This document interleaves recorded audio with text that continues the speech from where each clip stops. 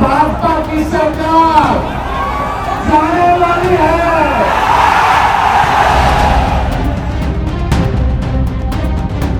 मैं चुनाव लड़ूंगा बिहारियों के लिए।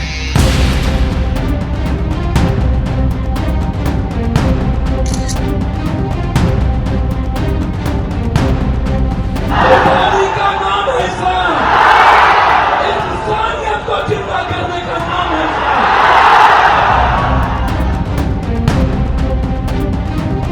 इंडिया अलायंस को पता है कि दूर दूर तक उनकी जीत इस बार संभव नहीं।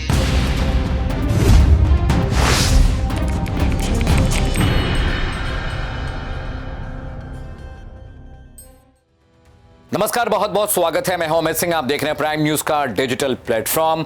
बाहुबली बिहार चुनाव है सरकार, हमारी खास सीरीज हम आपके लिए लेकर आए हैं, जिसमें हम बिहार की हर बड़ी खबर को आपसे मुफ्तला कराते हैं, वाकिफ कराते हैं, आपको बताते हैं वहां के नेताओं के बयान, वहां चल रही जो चुनावी कवायद है और वहां पर किस तरह का डेवलपमेंट हो रहा है, क्योंकि कुछ ही वक्त में नोटिफिकेशन जारी होने वाला है। अक्टूबर नवंबर में बिहार विधानसभा चुनाव में जा रहा है। 243 सीटों का रण है और अलग अलग पार्टियां वहां पर अपना दम ठोक रही हैं। एनडीए के साथ, बीजेपी के साथ, तमाम एलाइज जो एनडीए हैं, महागठबंधन में कांग्रेस, आरजेडी और तमाम और पार्टियां हैं। लेकिन इस बीच एक बड़ी खबर आई है।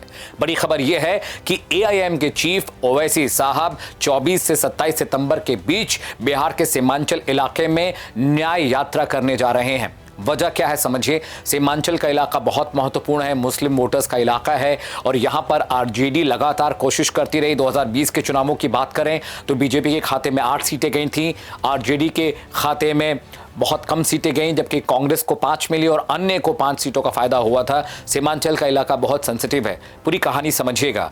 एआईएम की तरफ से एक बाकायदा एक खत लिखा गया आरजेडी को, जिसमें यह मांग की गई कि वो बिहार में चुनाव लड़ना चाहते हैं महागठबंधन का हिस्सा बनकर, और इसके लिए उन्हें 6 सीटों की दरकार है।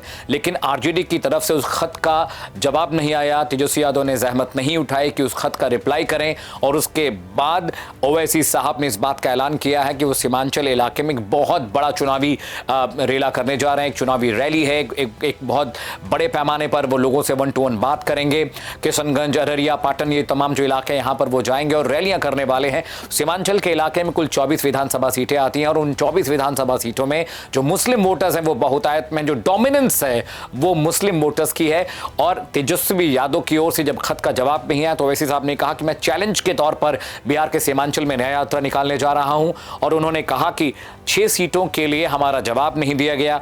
यह भी कहा गया उनकी तरफ से कि बिहार में तेजस्वी यादव चाहते तो हैं कि मुसलमान वोट दे, लेकिन मुसलमानों का प्रतिनिधि चुनाव में खड़ा नहीं होना चाहिए। अब कुछ वक्त पहले मैं डिबेट कर रहा था तो आरजेडी के प्रवक्ता मधु जी ने कहा कि हमारे पास मुफीद नंबर्स हैं, हमारे पास ऑलरेडी एलाइज के जो नंबर इंटैक्ट है, हमें और किसी पार्टी का सहयोग नहीं चाहिए, हम नहीं चाहते कि किसी और पार्टी के साथ हमें सीट बंटवारा करना पड़े।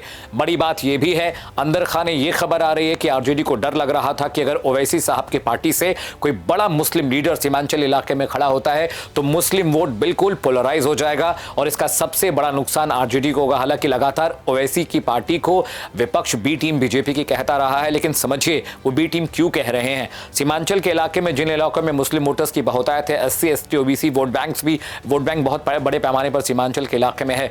लेकिन ओवैसी जो फैक्टर है बहुत इंपॉर्टेंट फैक्टर है मुसलमानों के लिए, और वहां पर अगर ओवैसी साहब अलग अलग मुख्तलिफ सीटों पर कैंडिडेट उतार कर वहां पर लड़ते हैं तो सबसे ज्यादा जो सपोर्टर्स वहां पर आरजेडी के हैं, जो मुस्लिम वोटर्स हैं, वो कहीं ना कहीं पोलराइज हो जाएंगे ओवैसी की तरफ। मुसलमानों का वोट बढ़ जाएगा और इसका सीधा फायदा बीजेपी को मिलेगा। हालांकि 2020 के विधानसभा चुनाव में बीजेपी ने 8 सीटें जीती थी सीमांचल के इलाके में, डोमिनेंस वहां पर बीजेपी का था। एनडीए सबसे बड़ा एलआई निकल कर आया था सीमांचल के इलाके में, और इसीलिए आरजेडी के जो नेता हैं बतौर पार्टी वो इस बात से डर रहे हैं कि अगर बिहार में ओवैसी की पार्टी का कोई नुमाइंदा, कोई अगर कैंडिडेट वहां पर लड़ता है तो पोलराइजेशन वोटों का होगा और वो नहीं चाहते कि बीजेपी को उसका फायदा मिले। और उसके बाद जब खत का जवाब नहीं मिला तो एआईएम की तरफ से इस बड़ी रैली का ऐलान किया गया है।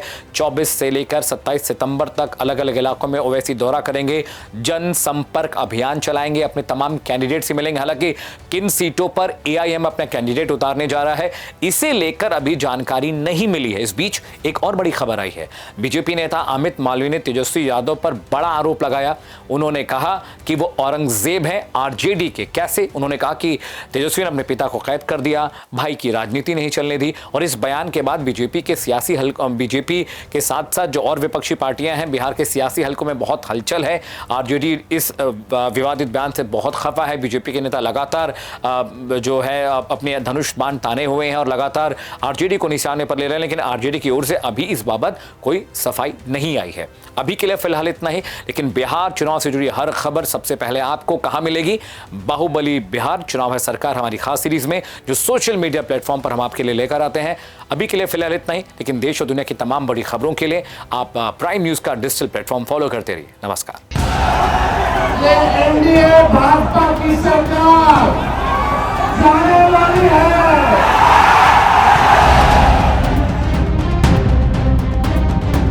मैं चुनाव लड़ूंगा बिहारियों के लिए।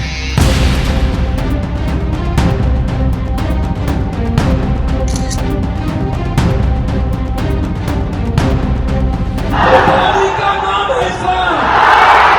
इंसानियत को जिंदा करने का नाम है इस्लाम।